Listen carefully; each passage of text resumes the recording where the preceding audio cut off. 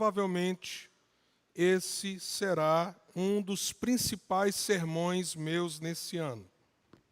Ouça isso que eu vou falar. Provavelmente esse é um dos principais sermões meus desse ano. Sabe por quê? Porque o nosso tema nessa noite é um tema não apenas central à fé,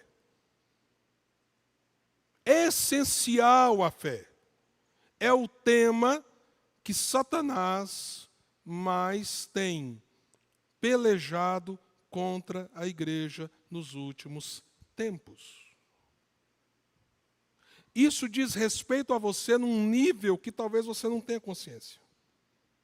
As futuras gerações num nível que talvez você não tenha consciência. É algo grave e necessário, de total atenção da igreja e do povo de Deus. Não obstante, não é uma situação nova. Ela vem acontecendo desde séculos e séculos atrás. Nós temos visto que o nosso Deus, tudo que você pode conhecer sobre Ele, você só pode conhecer porque Ele revelou. Se Deus não houvesse se revelado a nós, nós não poderíamos conhecer nada sobre Ele, porque Ele transcende todas as coisas. Ele está acima do tempo, do espaço, Ele não é como as coisas criadas, Ele é único, Ele tem suas infinitudes como alguém que é ímpar, não existe par, só Ele é assim, só Ele é onisciente, só Ele é onipresente, só Ele é onipotente, só Ele é desde todas as gerações, não havendo passado, presente ou futuro para Ele. Então, tudo ou qualquer detalhe, qualquer coisa que você possa saber acerca de Deus, você só pode saber porque Ele revelou. Ele resolveu revelar. E detalhe, você não sabe tudo sobre Ele e não tem como saber. Nesse sentido, Ele é incompreensível. Nós não temos condições de saber tudo sobre Ele. Ele é maior do que a nossa mente, Ele é maior do que a nossa compreensão, Ele vai mais, muito além do nosso entendimento. Mas esse Deus que se revela, Ele se revela sim nas coisas criadas. Mas se Ele não se revelasse de um modo especial, como nós poderíamos ter consciência da natureza dEle, da sua lei, do seu propósito, de como Ele lida na história, de como Ele agiu nas gerações, prometendo redenção àqueles que se afastaram dEle? Como poderíamos entender por que vivemos num mundo mau, num mundo caído, se Ele próprio não nos revelasse? Como poderíamos entender um plano dEle de redenção e de salvação? Então esse Deus que se revela na criação, Ele se revelou de um modo especial. E essa revelação especial de Deus, e daí a gente vai caminhando para o ponto central dessa noite. Essa revelação especial de Deus transcende as próprias Escrituras. Por que a gente sabe disso? Por exemplo, João escreve: na verdade, Jesus fez muitas coisas que o próprio João, o quê? Não registrou. Mas as coisas que ele registrou foram registradas para quê? Para que tenhamos vida, e vida em seu nome. Ou seja, a revelação especial de Deus, ela é mais abrangente, inclusive, do que aquilo que chegou até nós. Jesus falou coisas que não estão registradas aqui. A grande pergunta é: mas por que então temos um registro? Não só das palavras de Jesus, da vida de Jesus, mas desde a criação do homem, a origem de todas as coisas, a queda, o plano da redenção que se mostra no Abel, cujo sangue foi derramado, que se mostra no Noé, que constrói uma arca, que se mostra em Abraão, que foi chamado, que se mostra em Moisés, o libertador e profeta, que se mostra em Davi, o grande rei, que se mostra em Jeremias, o homem de dores, e que então reverbera na história, nos revelando o Filho de Deus. Para que nós precisamos dessa revelação? E ela é confiável? Ela é confiável? Quando a gente faz a nossa pública profissão de fé, a gente diz diante da igreja que a gente crê nas Escrituras do Velho e do Novo Testamento como sendo a palavra de Deus, inspirada, inerrante, infalível. Podemos de fato afirmar isso? Porque nós vivemos dias em que, mais uma vez, isso não é novo, e isso é colocado em xeque. A gente começa a ter gente, e nós não estamos falando, por exemplo, do catolicismo romano, que nos apresenta 3 fontes de revelação. Você sabia que o catolicismo tem 3 fontes de revelação? O catolicismo não nega a Escritura como inspirada, mas o catolicismo diz que a Escritura inspirada, ela precisa estar em pé de igualdade com o dogma, com aquilo que os concílios produziram, e também com a fala papal.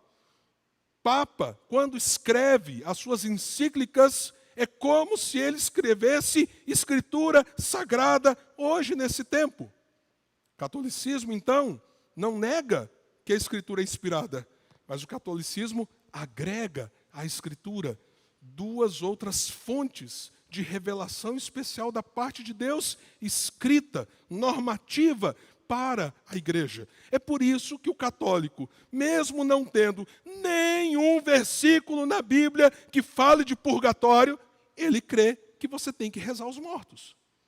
Ele não precisa da Bíblia. Ele tem outras fontes.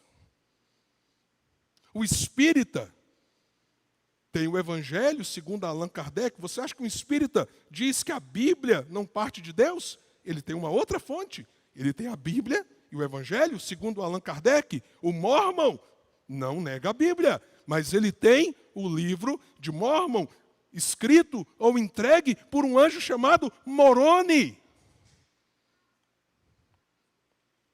O Testemunho de Jeová, esse é um pouquinho mais audacioso. Ele foi lá, mexeu na tradução da Bíblia, fez a tradução do Novo Mundo das Testemunhas de Jeová e diz: creia nessa Bíblia adulterada, modificada, e também nos escritos de Charles Chosen Rutherford e Charles Taze Russell. Ou seja, mais uma revelação. Mas nós estamos vivendo um momento um pouco mais delicado. Porque no nosso meio, no meio daqueles que se dizem evangélicos, nós temos aqueles que questionam a autoridade das Sagradas Escrituras. Por isso esse assunto é urgente. E é extremamente determinante para a nossa fé. De fato, podemos confiar que Deus, que se revelou de um modo especial e que proveu um registro, mesmo que ele tenha falado além desse registro, porque ele falou mais do que esse registro. Mas ele proveu um registro para nós, para que nós pudéssemos ter um fundamento da nossa fé. Nós podemos confiar nisso? Ou será que isso não é tão fundamental assim? O apóstolo Paulo, então, em 2 Timóteo, sua última carta, escreve o seguinte no capítulo 3, versos 14 em diante.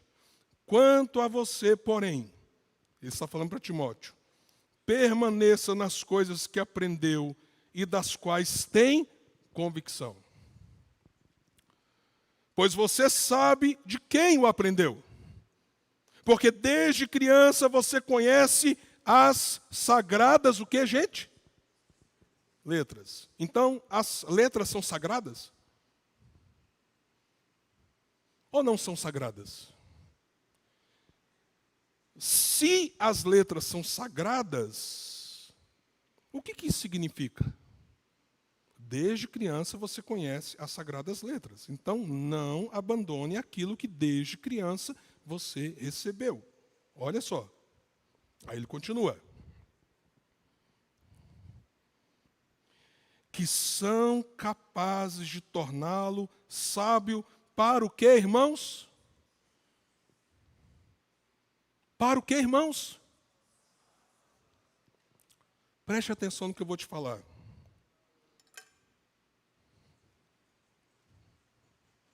Tem gente questionando a salvação porque se afastou das sagradas letras. Porque salvação se tornou um elemento da subjetividade da filosofia pessoal humana.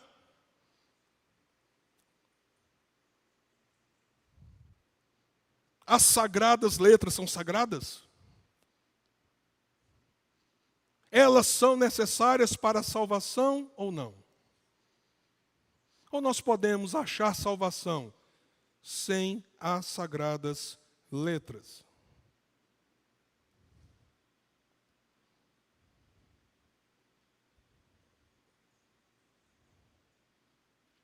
Mediante a fé em Cristo Jesus.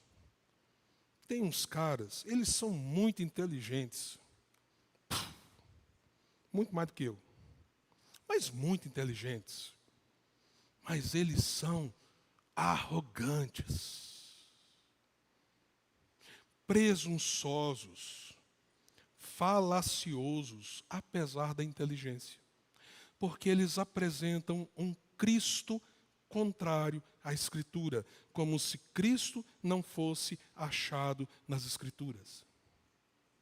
E como se Cristo até se opusesse às próprias Escrituras. Quando Jesus disse com toda clareza, vocês errais em não conhecer as Escrituras e nem o poder de Deus, porque elas mesmas, quem? As Escrituras testificam de mim. Irmãos, eu não estou sendo aqui subjetivo. Eu estou falando de líderes, inclusive com nome proeminente em meio evangélico, que tem questionado Cristo e as Escrituras, como se Cristo e as Escrituras fossem opostos, quando nós estamos lendo aqui que as Sagradas Escrituras nos revelam a respeito da salvação, para que tenhamos fé centrada em Cristo. Vocês vejam o tamanho do dilema que nós estamos vivendo. Eu vou continuar lendo o texto, mas um pouquinho antes. Tem um grande amigo, pastor Marcos, da Cristã Evangélica aqui de Campinas, e o pastor Marcos tem uma filha que mora no meu prédio. Há pouco tempo, pastor Marcos, nós nos encontramos ali na porta, do hall do prédio, na entrada, e a gente começou a conversar, e ele falou assim, Jean, eu estou ficando doido. Eu estou ficando meio doido. Eu falei assim, o que foi, Marcos? Porque ele começou a citar nomes de pastores da geração dele. São pastores de 60, 65 anos, 10, 15 anos mais velhos do que eu. E ele falou assim, Jean, não está sobrando ninguém. Os caras todos estão se afastando da Escritura Sagrada. E basicamente com o mesmo discurso.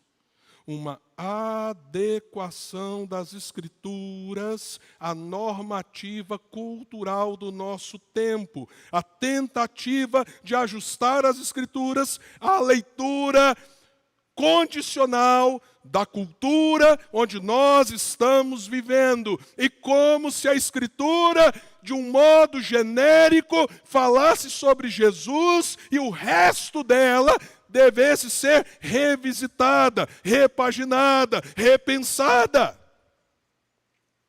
E nós fomos então lá para o meu apartamento e fomos conversar.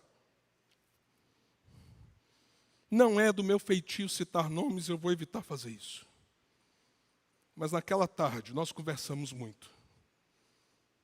E o pastor Marcos, que é um homem de Deus, um homem muito sério, pastor há tantos anos aqui na Cristã Evangélica, ele falou assim, Jean, eu já fiz congressos encontros com esses homens. Nós já pregamos juntos o Evangelho de Cristo. Nós já proclamamos o Evangelho de Deus. E esses irmãos agora estão relativizando as Escrituras. Irmãos, o perigo disso é tão grande que tem gente fazendo culto com candomblé. Você pensa, um cara compõe um cântico: Senhor, Tu és o meu Deus forte, o grande El Shaddai, Todo-Poderoso Adonai. Mas a Escritura agora precisa ser revisitada. E cabe todo e qualquer tipo de culto, como se não houvesse culto verdadeiro e culto falso. Meus amados irmãos, nunca a palavra de Deus irá nos autorizar a ir num ambiente de culto hostil à fé cristã, contrária à fé cristã, para se opor a alguém. Não é o nosso papel, não é o nosso lugar. Mas daí nós dizermos que todo culto é como um culto a Deus, que todo Salvador é um Salvador, na verdade é como se Jesus se camuflasse em cada religião. Então existem muitos caminhos, muitas verdades e muitos caminhos de vida. Isso só é possível ser aceito por alguém que um dia, professou que Cristo era o único Senhor, quando você relativiza a fonte, a base, o alicerce, o centro, que é o quê? A Escritura Sagrada. A Escritura Sagrada. Por isso Paulo diz, aquilo que você recebeu, permanece nessas coisas que você aprendeu, das quais você deve ter o quê? Convicção. Pois você sabe de onde você aprendeu. Você sabe. A fonte é segura, porque desde criança você conheceu as sagradas letras. As letras são sagradas. E por que elas são sagradas? Porque elas representam a revelação especial de Deus, separada para todas as gerações, em todos os tempos. E aí o verso 16, então, nos diz: toda a Escritura, o que é? Toda a Escritura é inspirada por Deus. A gente pode aqui discutir que totalidade de Escritura é essa? Pela fé, mas não apenas pela fé, por todas as evidências internas e externas, nós cremos que nós estamos falando das Escrituras do Velho e do Novo Testamento. Toda a Escritura é inspirada por quem, gente? Por Deus. Se isso é verdade, a Escritura, uma vez que é inspirada, ela é inerrante. Uma vez que ela é inerrante, ela é suficiente. Evidentemente, ou então ela não é.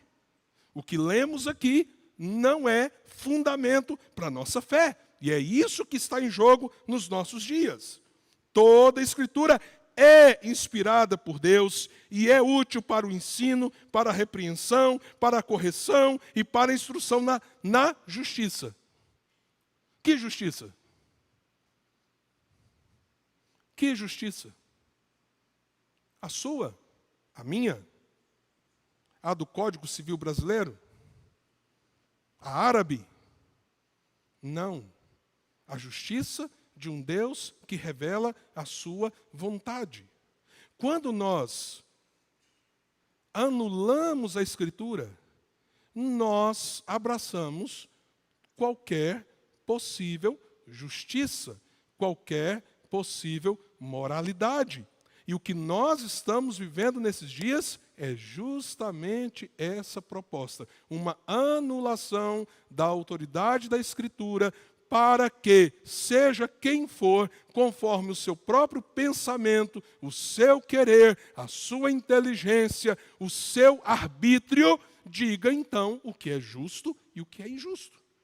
Ou Deus disse o que é justo e o que é injusto? Deus disse?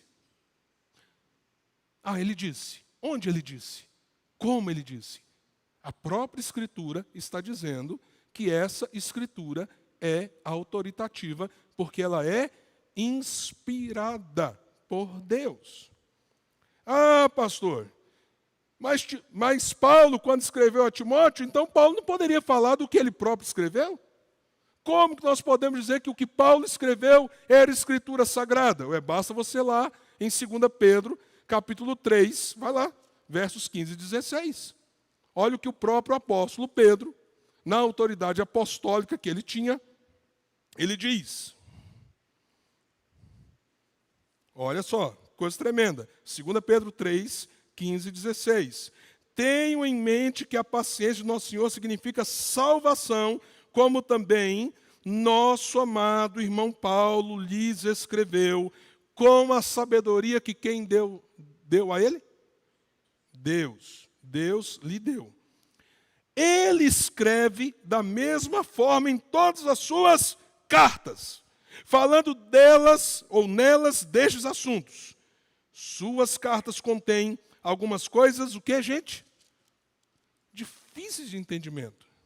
Em outras palavras, não pense que é fácil interpretar as Escrituras. Você tem epístola, livros históricos, livros poéticos, parábolas, evangelhos. Você tem séculos de conhecimento. Você tem palavras de sabedoria. Não pense que é fácil interpretar as Escrituras, como não era fácil entender o que Paulo havia escrito. Só que aí o que Pedro diz? As quais os ignorantes e estáveis torcem. Ou seja, nem tudo que Paulo escreveu é fácil de você entender. Mas torcem como também o fazem com as demais, o que, gente? Escrituras. Pedro está dizendo, o que o apóstolo Paulo escreve é Escritura, é palavra sagrada, do mesmo jeito que alguns distorcem o Velho Testamento, do mesmo jeito que alguns estavam distorcendo os evangelhos, alguns estavam distorcendo os escritos de Paulo, porque eles fazem isso com as sagradas Escrituras. E diz o apóstolo Pedro, para a própria destruição deles. Amados irmãos,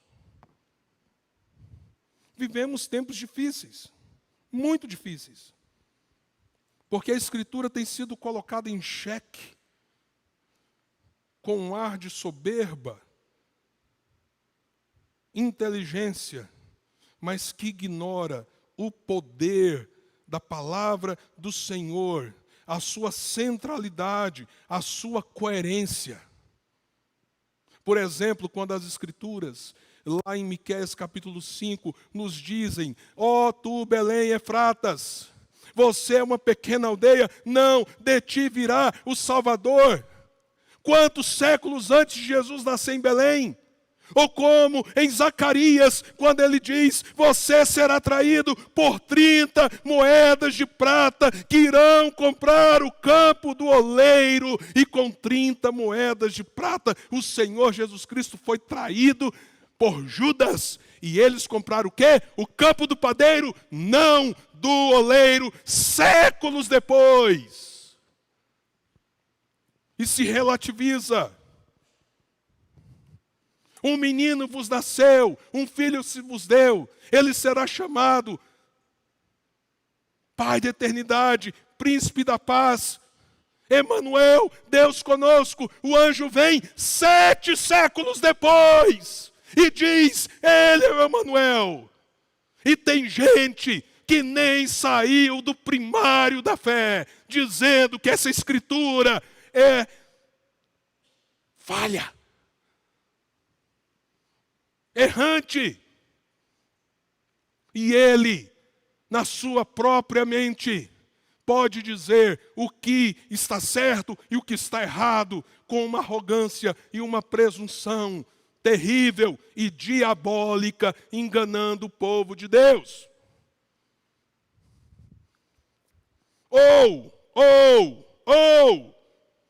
são sagradas letras. Ou então, são que letras que nós temos nas Escrituras? Elas são sagradas ou não?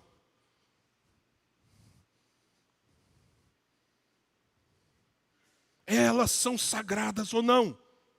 Ah, não. Há letras sagradas e letras não sagradas. E você é o juiz que diz o que é sagrado e não é sagrado? Pois a própria Escritura está dizendo, toda Escritura é inspirada por Deus. É a natureza da Escritura, é a natureza da revelação, é a natureza daquilo que Deus proporcionou para nós.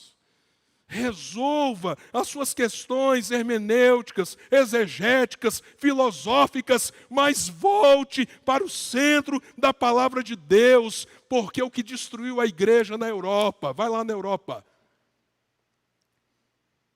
e veja as catedrais que se tornaram museus, academias, pubs, porque negaram a suficiência, a inspiração da Escritura.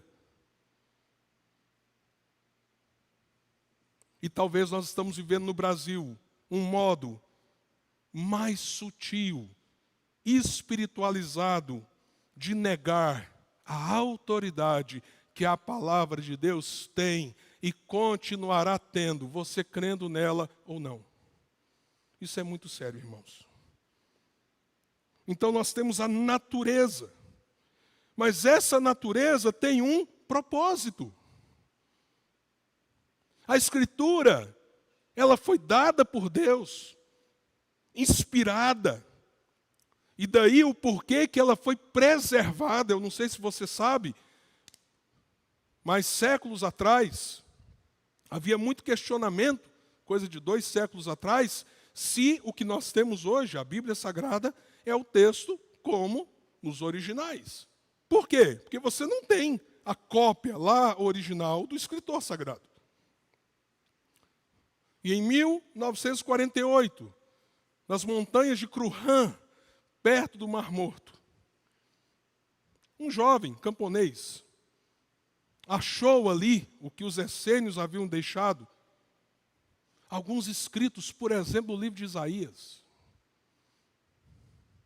E alguém pensou, agora nós vamos provar que a Bíblia que está aqui, não se conservou, porque nós vamos pegar um livro de Isaías de 100 anos antes de Cristo, que nós encontramos, e quando o pessoal traduzir, a gente vai mostrar que essa Bíblia que chegou aqui, ela é toda errada, toda contaminada, o tempo mudou o texto dela.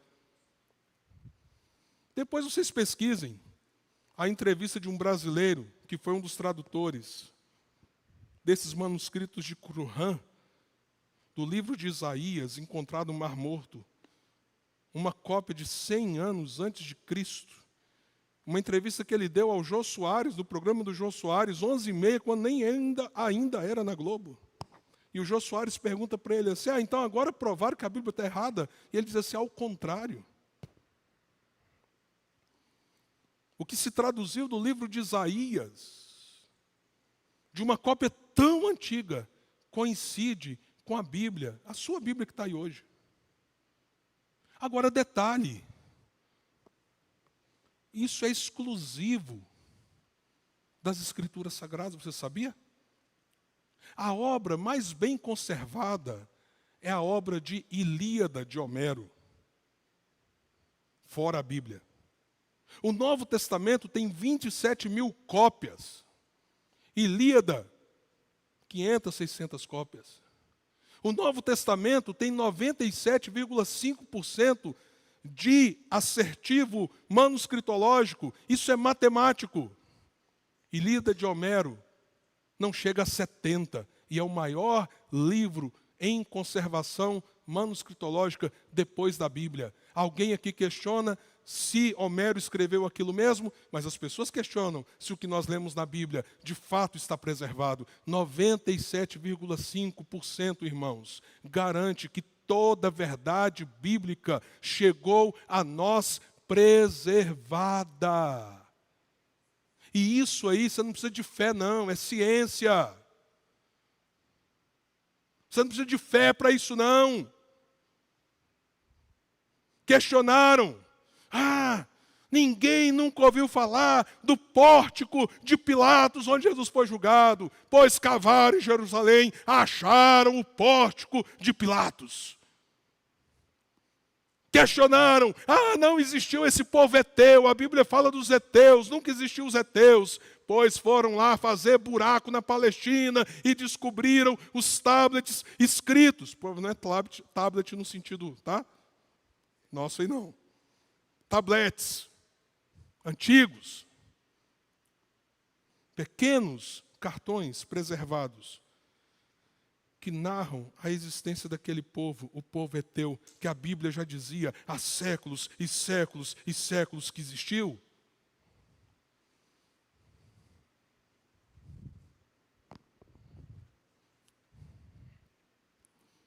A natureza da Escritura está preservada, para que nós possamos conhecer o Deus das Escrituras. Para que nós possamos conhecer a sua salvação e a sua justiça, não conforme o que pensamos, achamos ou adivinhamos, mas conforme aquilo que Ele mesmo se revelou a nós, porque Ele é um Deus que se revela na história e Ele nos deu a sua Escritura como lâmpadas para os nossos pés e luz para o nosso caminho. Então, meu irmão, não se desvie dela, em nome de Jesus. Fuja dos falsos gurus e falsos profetas do nosso tempo. E tudo isso tem um propósito. Por que Deus deu a Escritura? E Paulo está dizendo assim, Timóteo, não abre mão do que você recebeu desde a sua infância. São sagradas letras. Essa Escritura é inspirada. Não abre mão dela. Essa é a natureza dela. Por que você não deve abrir mão? Tem um propósito. Porque ela é útil. Útil para quê? O texto diz. Para o ensino, para a repreensão, para a correção e para a instrução na justiça. Então, ouça o que eu vou te falar. Quando você tira a autoridade da Escritura e você separa a Escritura de Jesus como se você pudesse separar as duas coisas, como se Jesus fosse contrário às Escrituras e assim por diante, você perde o caminho da instrução. Você perde o caminho do ensino. Você perde o caminho da justiça. Você perde o caminho da sabedoria. Você perde o caminho daquilo que Deus tem para você e os seus filhos.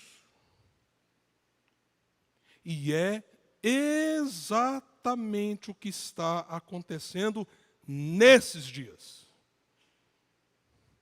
Então você relativiza família, porque a Escritura não serve para dizer o que é família. Você relativiza casamento, porque a Escritura não serve para dizer o que é casamento. Você relativiza paternidade, porque paternidade ou maternidade é uma coisa muito mais sociológica, antropológica. Você relativiza verdade e mentira. Você relativiza certo e errado. E você compõe a sua própria verdade. Quando você abandona a utilidade da revelação de Deus. Isso não significa que nós não possamos errar. Um dos princípios básicos da interpretação bíblica é a Bíblia, ela interpreta a própria Bíblia. Se você pega um versículo isolado e você quiser fazer de um versículo isolado uma verdade para você, você fará.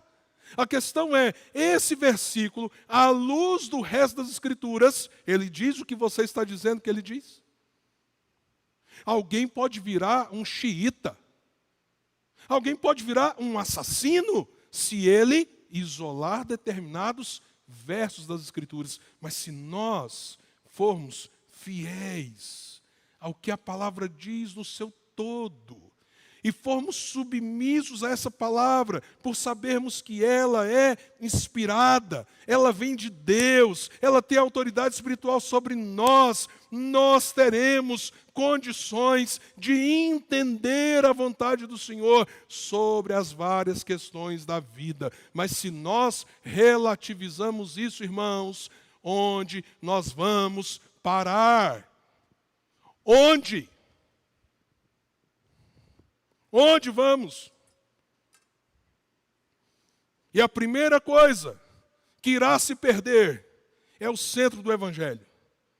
A graça de Deus. O poder de Deus para a salvação daquele que crê, porque essa salvação se revela nas Escrituras. Então ela tem uma natureza e ela tem um propósito. Ela é útil, ela foi inspirada, porque ela é a lâmpada que te guia dentro da vontade do Senhor, que te salvou, que te resgatou das trevas para a sua maravilhosa luz. Ninguém aqui está autorizado a caminhar conforme a sua própria ideia, porque senão nós somos senhores de nós mesmos, da nossa própria vida. Por isso temos a palavra, ela é útil para te ensinar, te repreender, te orientar, te guiar. Não fuja da palavra de Deus. Por quê? E aí vem o último ponto. Porque tem um resultado. Para que o homem de Deus, a mulher de Deus, aquele que ama o Senhor, seja apto e plenamente preparado para quê? Para toda boa obra. Cuidado. Tem coisa que parece boa obra e é obra do inferno. Porque obra boa só pode ser aquela que é conforme a justiça de Deus. Eu contei hoje de manhã que eu estava antes de ontem. Cheguei em Curitiba, no Paraná. Fiquei hospedado num hotel. Em frente a uma praça linda. Eles estavam começando uma feira gastronômica com alguns artesanatos, chamada Feira da Primavera.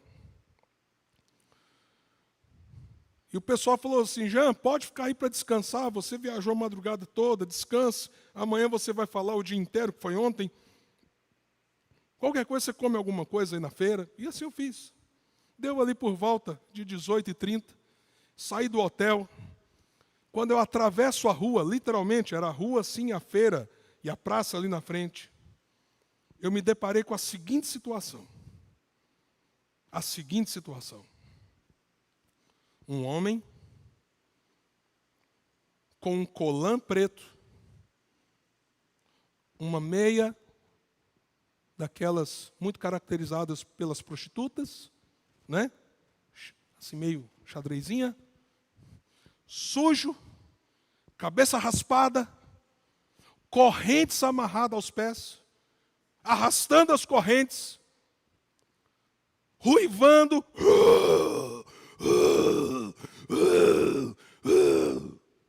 uma plaquinha, estava escrito assim, cuidado, eu não consegui ler o resto, cuidado, e aí, no movimento dele, eu não consegui ler o que estava escrito, em letras menores. Vindo do centro da praça para o rumo da rua que eu estava chegando. Aquilo já foi, evidentemente, uma coisa chocante. Mas você sabe o que mais me chocou? Atrás dele havia uma procissão. Tinha mais gente atrás dele do que tem nesse culto dentro dessa igreja. E um detalhe, todos jovens atrás. Ele,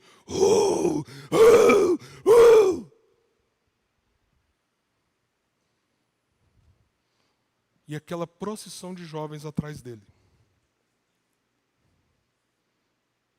Existe uma lógica. Você pode achar o mais estranho possível na sua cabeça. Mas existe uma lógica. Eu não posso dizer se ele estava possesso ou não. Para mim, se estava, esse não é o ponto.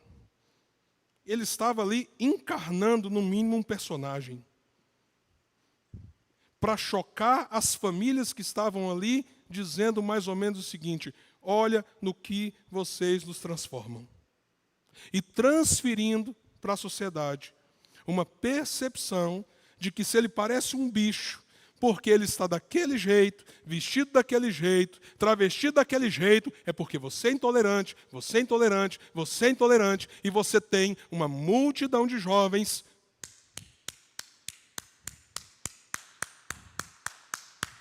isso me representa.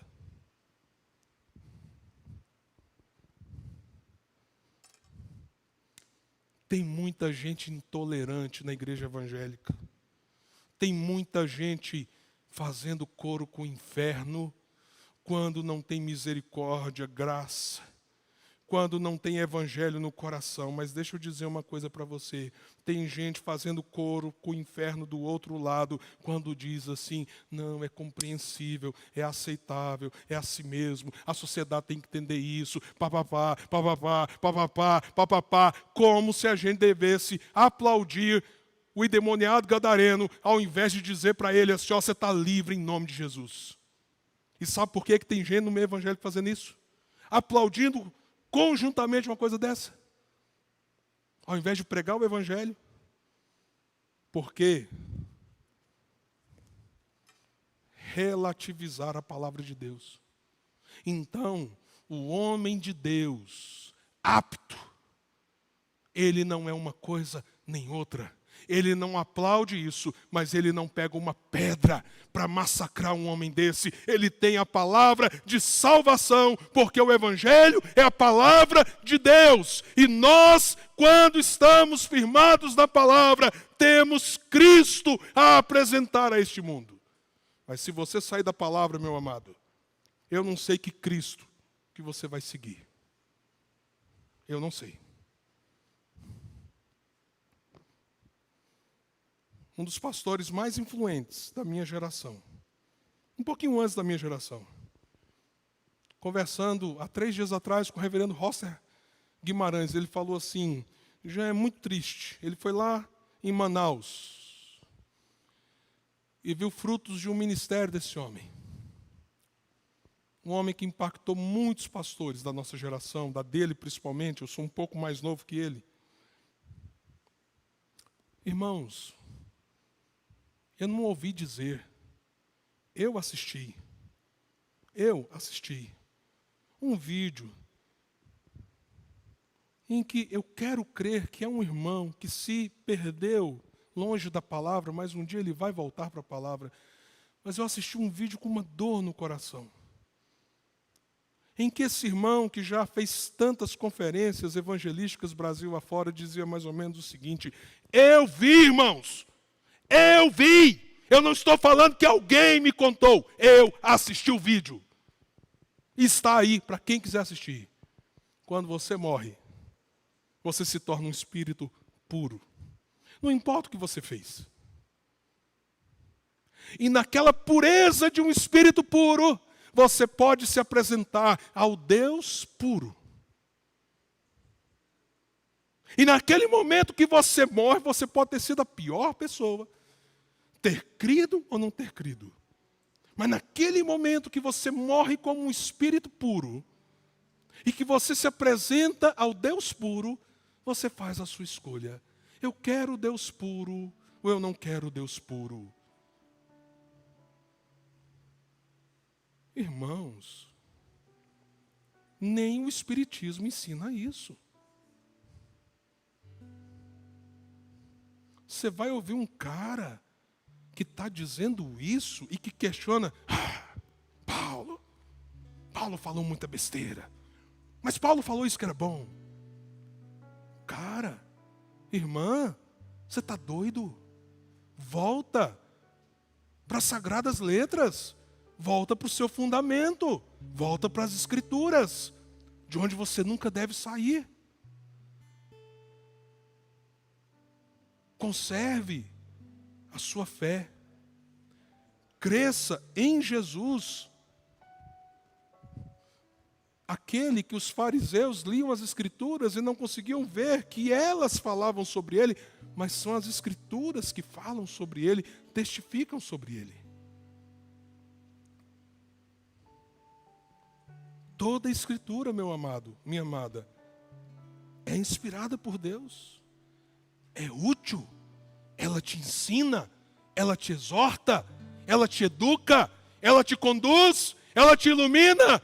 Não abra mão disso. É a revelação especial de Deus, registrada para que tenhamos conhecimento da sua justiça. Não abra mão disso. Não encarne o espírito desse mundo e deste século. Firme-se na palavra de Deus. Faça isso. Se você tem dúvida, se você tem questionamento, pastor, isso que o senhor está falando, está mexendo com a minha cabeça, mas eu ainda não consigo. Meu irmão, então nós vamos conversar, nós vamos orar, nós vamos mergulhar, nós vamos falar sobre a justiça dessa palavra, a inspiração dessa palavra, a inerrância dessa palavra. Se precisar, a gente faz seminário, curso, jejum, mas volte-se para a palavra de Deus. Não se afaste dela, porque se você desviar dela, lembra da palavra para Josué, não se desvie nem para a esquerda e nem para a direita. Nem esquerda, nem direita. Nem esquerda e nem direita. Vocês estão ouvindo? Palavra. Palavra. Palavra. Centralidade na palavra. É isso que a igreja precisa. É isso que a igreja precisa. Para que o mundo saiba quem é Jesus. Nós precisamos orar. Precisamos orar pela igreja. Os nossos filhos estão com profundas dúvidas sobre a autoridade da palavra de Deus. O que será da vida deles se nós não formos firmes nos alicerces que nos foram dados? Vamos ficar em pé, vamos orar.